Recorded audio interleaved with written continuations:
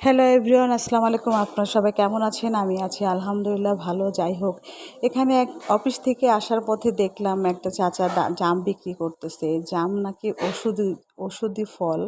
এটা নাকি অনেক উপকার আছে। জামে নাকি রক্ত পরিষ্কার করে। ডায়াবেটিস রোগী যারা, তারা বিচিটা ভালো করে ধুয়ে শুকায় গুঁড়ো করে পাউডার করে গ্লাসে গুলে যদি খায় অনেক উপকার নাকি, তখন ওষুধও খাওয়া লাগে না। যাই হোক, আমি মুরব্বীদের কাছ থেকে এই ধরনের কথা শুনছি অনেক।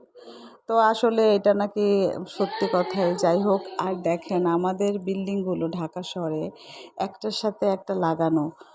ঢাকা শহরে অনেক ঘনবসতি, তো আসলে খুব ভয় লাগে যে একটা বিপদ হতে আসলে টাইম লাগবে না। যাই হোক, তারপরও আল্লাহ যেভাবে যার মৃত্যু লিখেছে সেভাবেই তো মরণটা হবে, তাই না? এটা আসলে কেউ কখনো বড়াই করে বলতে পারবে না যে আমার মৃত্যুটা অনেক সহি সালামতে হবে। যাই হোক, এই মুরব্বী চাচাটা হচ্ছে গাছে